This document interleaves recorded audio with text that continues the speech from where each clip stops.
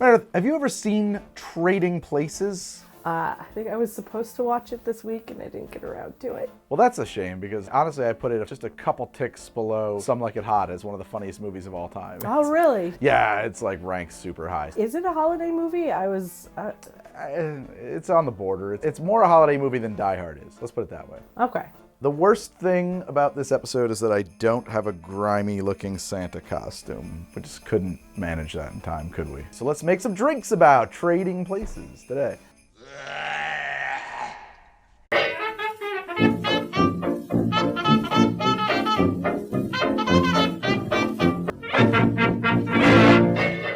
Hey, today we're doing Trading Places, and one of the drinks will not be salmon inspired. I did consider that.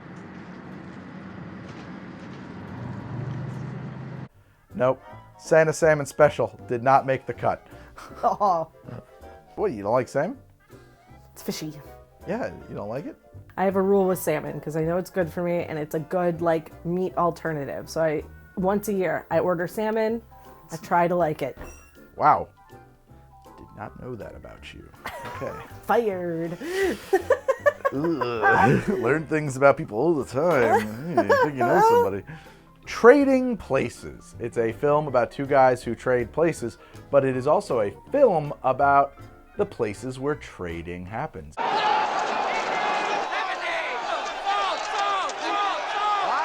It's like an adaptation of The Prince and the Pauper set in the 80s commodity market. Dan Aykroyd is the prince. He is a big commodities broker making the big bucks in Philadelphia. Eddie Murphy is a con man living hand to mouth on the streets of Philadelphia, and their lives get swapped. Oh, I'm sorry about that, man. This is help! What you talking about, man? Your bag. Take it. Please don't kill me. I'm getting married. I don't want your bag, man. Help! Not by magic, but by the machinations of a pair of eugenics peddling racist billionaires who bet each other that, we could take a regular moral upstanding citizen like Winthrop and cut him down to nothing and see him turn into a criminal and take a common thug off the street, change his life around and watch him become a fine upstanding citizen to prove that anybody can do this job. It's a $1 bet. They destroy somebody's life over a $1 bet. That's why we're going to make a drink called the Dollar-Aire later on in this episode. Written by Timothy Harris and Herschel Weingood and directed by John Landis, who was hot off of the heels of American Werewolf in London, Kentucky Fried Movie, and I think he directed Animal House too. So Blues Brothers. This is after Blues Brothers. So he was like a hot commodity when this movie came out. You know who wasn't a hot commodity when they made this movie? Eddie Murphy or Dan Aykroyd. John Landis got the script, loved it, said I want to put Eddie Murphy and Dan Aykroyd in it. And the studio was basically like, oh, because at this time, Eddie Murphy had been in one movie, 48 Hours.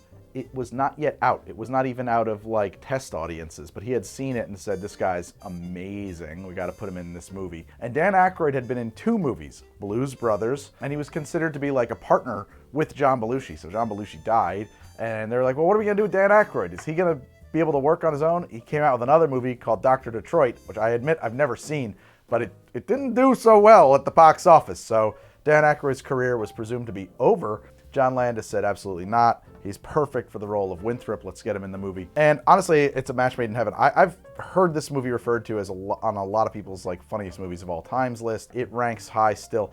I really think it holds up. I love this movie dearly. Another person for whom this movie was a huge breakout was Jamie Lee Curtis. Charge goods and services in over 86 countries around the world. Yeah? Well, I don't take credit cards. Up until that point, she was regarded as kind of like scream queen. She was only in horror movies. She was not considered to have any comedic chops at all. This movie was really breaking new ground for her. In addition to that, there's a host of other phenomenal character actors in it. Don Amici, who had been working since the pre-code days back in the 1930s, somehow always a character of the same age, from the 30s all the way up to the 80s. He's one of those people who managed to say 55 years old for his entire career. Well, some people can really do that. Some people can really do that, absolutely. F. Murray Abrahamson. He's been 55, 65 since Amadeus. Amadeus, great movie. Maggie Smith has been 70 since 1990. Angela Lansbury. All right. Trading Places came out in 1983. It stars Eddie Murphy and Dan Aykroyd. It's directed by John Landis. There's a host of other brilliant actors in this movie. Lots of scene work, lots of sets, lots of set pieces. This movie moves. It lets actors talk to each other, play off of each other. Honestly, they don't make movies like this anymore. I feel like, I don't know why, but it just feels much more human. I wish we would make movies like this again. I don't know. I feel like it's happening. I can't explain that. Part of that might be just the electric chemistry and dynamism between the leads, Jamie Lee Curtis, Dan Aykroyd, and Eddie Murphy, who are absolutely on fire in this movie. It's a riot. It's very, very funny. I think also a very important thing to note about this movie, I think my impression on it, maybe this is a wrong impression, maybe this is just like white guy impression, you don't know what you're talking about impression, tell me if I'm wrong. I feel like this movie is a very good example of anti-racist cinema. I also feel like that might be true about Smokey and the Bandit. A little bit more stretch there. It's very on the nose here. Like, the racists are the bad guys in this movie. Ah, Ezra. Bet you thought I'd forgotten your Christmas bonus. There you are. $5. Maybe I'll go to the movies by myself. And it's certainly anti-classist. It's certainly anti-eugenics. You know, in 1983, I wonder how important it was to make anti-eugenics cinema, but now I feel like that's very relevant. We should have more anti-eugenics films. You know what's a pro-eugenics film that I really can't stand? Idiocracy. That's my red flag movie. If somebody ever cites that as one of their favorite movies, get out of here. I'm running away. All right, so there are no drinks really in this movie except for like some champagne, you know, cognac. There's really no like specific cocktails, but I had 3 ideas for cocktails that really just pull direct inspiration from this movie, and I hope that that works for you. I hope that you like that. The first one is orange juice from the future. Why do I call it that? I feel like we need to have an echo for that. Orange juice from the future! Orange juice from the future because the film hinges on the trading of orange futures, orange juice commodities futures, orange juice from the future. So to make that, you're going to need to clarify some orange juice, and that's what this is. So this is orange juice. You may be familiar with it. It comes from oranges. This is orange juice that's been clarified. What I did was I took this orange juice, I measured out the appropriate equations of it. I think it's like 2 grams per liter and a half of juice. Don't quote me on that. I'm going to give you the book that you need in a minute to fix this. And you add to it, you heat it up, you hydrate some agar-agar, which is a seaweed-based gelatin. You put it in there, it gelatinizes, and then you squeeze that gelatin, and what comes out is this, okay? All of the parts that make this not clear stay in the gelatin. Works as a really good filter. And in fact, as clear as this is, which is pretty darn clear, I feel like if I was a little bit better at this, if I had a little bit more finesse and a little bit more time, I could have made it even clearer, but I can live with this. This is great. Why do we clarify orange juice? Because the stuff that's in this orange juice that's not letting it be clear is where a lot of the sugar is. And when you work with orange juice, it is very sweet, and it really buries the flavor of other ingredients in a cocktail. Really takes over. If you think about like a tequila sunrise, all you really taste in there is the orange juice. It doesn't really work in cocktails that great. When we clarify it, we can do some really neat things with it. 1, you can stir it instead of having to shake it.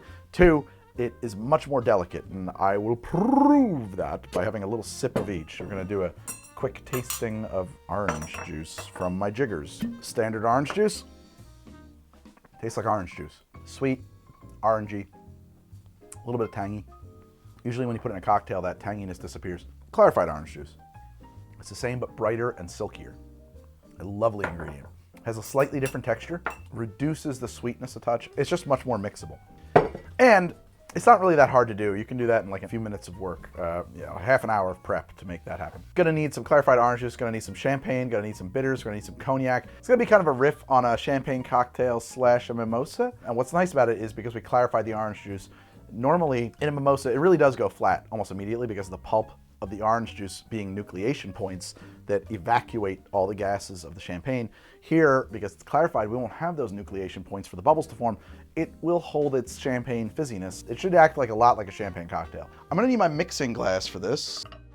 So the first thing I wanna put in here is just a 1/4 ounce of simple. Thinking about it in terms of like a champagne cocktail where you'd usually add like a sugar cube, it's about the same. I don't happen to have any sugar cubes, but also this drink won't need one. Wouldn't help it anyway. I like a couple of dashes of Angostura Bitters here. 1 ounce of cognac. Use a Pierre Ferrand. Available at drink.curiata.com. Now I want to take 2.5 ounces of my clarified orange juice. So my drink is built. Now I want to stir that with some ice.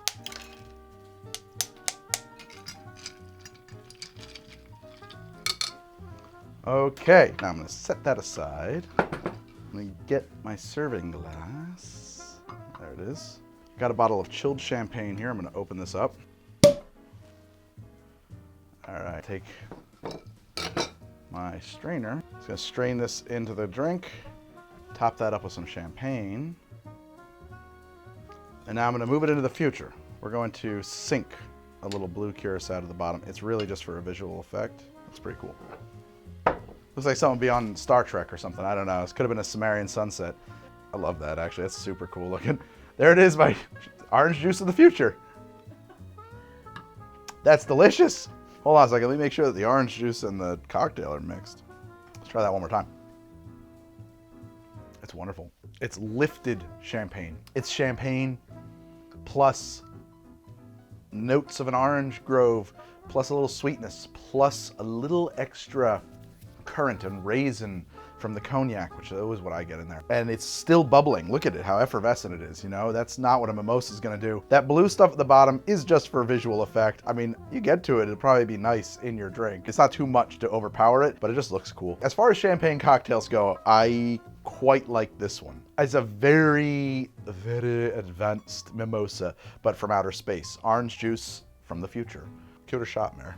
Like a wild, like, there's a line. There's an extra little boundary layer. I know. It's so weird. I don't know what that is. It is an elevated mimosa. Yeah, very nice. It's a boozier mimosa, too. Right, because there's cognac in that. Yeah. It does not taste boozier. That'll get you drunk real quick. Yeah. Yeah, it looks very 1980s Wall Street future-y. It's very Memphis style. It's a school of Italian design. It's very Delia Dietz. She was like Memphis goth. I don't know, no notes for me. I don't know, maybe a twist of orange on it or a wedge would be fine. I don't really think it needs it at all. Looking good, Billy Ray! Quote from the end of the film, if you will. Right after this, I'm gonna move it along to the $1 So let's make a $1 There is a cocktail called the Millionaire. There's a cocktail called the Billionaire. Let me pause. There are innumerable cocktails called millionaires. There's one that is a little bit more accepted than others. During the Great Depression, during Prohibition, a lot of cocktails got named the Millionaire cocktail. One of them is a little bit more popular than the others, but truly, it's hard to say that one of them is the definitive. One of them was chosen as the inspiration for a cocktail that is served as employees only, called a Billionaire cocktail, which is an elevated version of a millionaire. I, in my infinite wisdom, have chosen to debase a millionaire cocktail and bring it down to a $1 which will make sense if you've seen the movie. Dukes ruined my life over a bet. For how much? $1. All right, so this is a $1 but to make it, you do need to make something of an important and special ingredient. You're gonna wanna get yourself a jar of old smoky moonshine and a bunch of licorice candies. You're gonna wanna infuse that licorice into your old smoky moonshine or the cheap rot gut bourbon of your choice. White Lightning, whatever you got. You know, you want something cheap here, okay? It's a $1. Honestly, Old Smoky's pretty elevated as far as moonshines go, but it is still just a White Lightning, you know? Here it is. That tastes very strongly of licorice. This is gonna work great. Why licorice? Well, because a millionaire cocktail calls for absinthe, but a $1 cannot afford absinthe. From there, this is pretty simple stuff. We're going to take a shaker. I'm gonna need some lemon juice. 1 ounce of lemon juice. 3/4 of an ounce of simple syrup. Somehow I've got to pour 2 ounces out of this jar. It's hard to do. Meredith, do you expect this drink to be good? No. Me either. That's not really the point, though. It's not meant to be good. No, it's what you can get for $1. It's the most you can get for $1. Yeah. 1 whole egg. A millionaire cocktail calls for an egg white. So does a billionaire. A $1 no time for that egg white business. We just want the egg.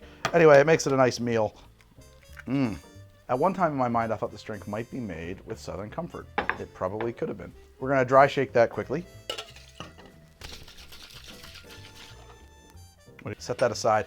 I need some seltzer. Drink bait, carbonates anything, but mostly I use it for water. carbonating it a second time. Then we're gonna shake. I'm gonna let that sit back here behind me. Probably hissing the whole time. Need some ice for my shaker. One big, one itty bitty. Pour that in there. Got a nice frothiness to it. It's gonna be good. So this is, by the way, a type of fizz. Really, we're making a royal fizz here, which is an old style drink. You used to be able to get a gin or brandy or whiskey fizz, and it would be a silver or a golden or a royal. A silver being an egg white, a golden being a yolk, and a royal being both. This is a royal fizz. Beautiful in there. We'll take a chilled glass. Remember, the $1 used to be a billionaire. We're gonna strain this into our glass. No ice. I'll let that sit for a moment. Now I'm gonna put some soda in there. It's not necessary, but I'm gonna use my bar spoon to guide it down the center of the drink. Now this is not anything like a Ramos Gin Fizz, so I'm not really planning to or expecting to get the kind of a head that you get on a Ramos Gin Fizz. All the same, you should get some loft. There you go. Put a straw on it. You got yourself a $1 It actually looks really good, doesn't it? Well, let's find out if it is good. Here's to you, Mortimer. I like that very much. Not for everybody. Greg likes that very much. It has a very textural mouthfeel. It's like creamy, but also sticky. It really clings onto the inside of your mouth in a way that I don't find unpleasant. I make it sound unpleasant, but I like it. It has a very pleasant citrus, sweet brightness. It reminds me of like a lemon sherbet or sorbet, a lemon sorbet with that eggy smoothiness that you get in a sorbet. Same kind of flavor profile, sweet and lemon kind of thing. And then that really slowly gives way to these notes of like black licorice, which of course are in there. And I say black licorice for clarity, but truly licorice is only ever one kind of licorice. It's made from the root of the licorice plant. Has nothing to do with that red stuff. That's something else. I think that the licorice is very mild in here. I was expecting it to be like potent. It's not. It's really mellowed out and not unpleasant at all. In fact, I put it in there because the drink originally calls for a rinse of absinthe. I honestly think that I have kind of achieved the same level of licoriceness, although without any of the character or quality of an absinthe, which would be much better. It does kind of get to that same volume level in this drink, let's put it that way. Yeah, a $1 It looks like a milkshake. Yeah, it tastes like a milkshake. I mean, that's unique. Very generous of you to call it unique. But it is. Yeah. There's something it tastes like, and I cannot put my finger on Lemon it. sherbet, lemon sorbet. Yeah, sure. So it Yeah. tastes like almost like ice cream. Yeah. Well, that's 2 down for Trading Places. 1 more to go right after this. No. Please, sir, I don't think you understand. This is a Casio. It is the premier sports watch of the 1980s. It's waterproof down to 3 atmospheres. It tells time in London, Prague, New York, and Stad. I had to do that. Stad is such a absurd place to reference. All right, so that brings me to the final drink in this episode, which I have decided to call Mr. Beek's Lament. And this is going to be a swizzled kind of drink, so we're going to build it in the glass. And I'm going to build it right here in this glass. I'm going to spritz this out a little bit because it's a little dirty. My first thought, and this might be because I'm old and I kind of thought this scene was funny, was that we would call it a horny gorilla. Boy, that other one's getting kind of horny, ain't he? Think we ought to hit him up with a tranquilizer gun? Now I'm considering the fact that I'm old, and maybe that scene's not so funny. And so we'll call it Mr. Beeks' Lament. And I really hope that you'll just... I mean, this movie's got problems anyway. If you've come this far, I think we're on good terms, okay? There's things in this movie that you might look at now and go, or even more like, but I do think that they come from a place of good intentions. Like the bad guys are being skewered here. And when I say the bad guys, I mean like the universal bad guys, the billionaire racist monsters are the bad guys. We're skewering them. Were some mistakes made in the film that 30 years on don't look so great? Maybe. I don't know if that is going to matter to anybody else or if that matters to other, if that should matter or not. This is the kind of stuff we would get into on our podcast, Midnight Local. I want to do 1/2 ounce of simple syrup. Half an ounce of this Chinola, Chinola, I don't know how you're supposed to say it. This is a passion fruit liqueur. Half an ounce of Tempus Fugit banana liqueur. It's gonna be a sweet drink. This is like a nice New Year's Eve party drink. I want 2 ounces of rum. We're gonna go with Plantation Original Dark, double-aged rum. I don't know what it means to be double-aged. They aged it, they stopped aging it, they aged it again. It was aged twice. Goes to Twice 11. as long as their normal. That's probably what it really is supposed to mean, yeah. Now I want to get some mint leaves in there. Although they have 2 barrels on the label, so maybe it's aged in 2 different barrels. 2 special barrels. A little mint, a little more mint. Half an ounce of lime juice. It's a little bit of kick. That's all that is. Top that up with some crushed ice or parchway. We're gonna go about halfway. That's good for now. Hold off on the rest. Swizzle stick if you have it. Something else if you don't. Get it in there. Swizzle. A little more ice. A little more swizzling. This kind of drink, you always want to have it piled high if you can. That's a little ridiculous. Clean up your bar area. Here we go. This is a Mr. Beek's Lament. It's tasty. Passion fruit, banana, lime, and mint really go well together. It's sweet. It's maybe a touch too sweet, but boy, I really like it. That is an easy drinking, fun drink. The passion fruit, it's mint, then the passion fruit takes over. That gives way to this interplay between the rum and the bananas that is like banana, chocolatey bananas. And then that kind of centers back up on passion fruit and sort of spirals out into a mint finish. I'm enjoying it thoroughly. Was the Queen's Park Swizzle your inspiration here? It's a swizzle. They're all... Because that's mint and lime and rum, really, right? Yeah, but it'd be hard to do something that wasn't lime and rum. She likes it. Rum, mint, lime. That passion fruit stuff is good. Yeah. I like that The bottle. Chinola passion fruit. I met these guys at like a booze convention and I hadn't had a chance to open it until very recently, and now I'm like, oh yeah, let's use that. That's some good stuff. Available at Curiata, drink.curiata.com. They got a lot of promotions going on, so check it out in the pinned comment or up here in the linky-doo on the eye. All right. Well, it's certainly more delightful than the fate that befell Mr. Beek's. Some Ango on that would be nice. Yeah, then it does really start to become like a variation on a Queen's Park Swizzle, but like you can't really go wrong with Ango on anything. I don't know, like I kind of don't want it to be like a meme that Greg just puts Angostura on everything, as I put 30 dashes of Angostura on this. The other thing too is that like Angostura can, especially when you use it the way I do, really take over a drink, but maybe we want it to. It's not bad in there. I like it a lot. It's too much to the way I did it. There's memes about like bartenders like trying to make drinks and Ango being like the heavy lifter. Some amount of Angostura in there is really nice, but I kind of specifically wanted to avoid adding it to a drink. Thanks for ruining that for me. I'm just prepping it for myself for later. I'm just having you do the work for me. I don't know if you've seen Trading Places. I friggin' love Trading Places. That's such a good movie. Well, I guess if you saw this episode, you've probably seen Trading Places. I'm now realizing that this episode might play to a very small audience. Fuck. Anyway, thanks for hanging out with me today on Here to Drink. Today I was talking about one of my favorite movies, Trading Places. If you like this episode, we should do more like this. Just talk about my favorite movies. Meredith and I like talking about movies so much, we've got a podcast about it. It's called Midnight Local. It's available at midnightlocal.com or at youtube.com/midnightlocal or wherever you get your podcasts, as they tell me I'm contractually obligated to say. There is a new episode of that every week and a new episode of How to Drink every week. So if you want twice as much of me, pick up the podcast. You'll get it. I'm going to throw some links to that up all over the place. I'm on the social media places seeing here before your eyes. Been making this show for 10,000 years now, and there's a link here and there and there and there, and you should check them out. And we could talk more about movies on How to Drink or on Midnight Local very soon. Looking good, Billy Ray! Feeling good, Louis.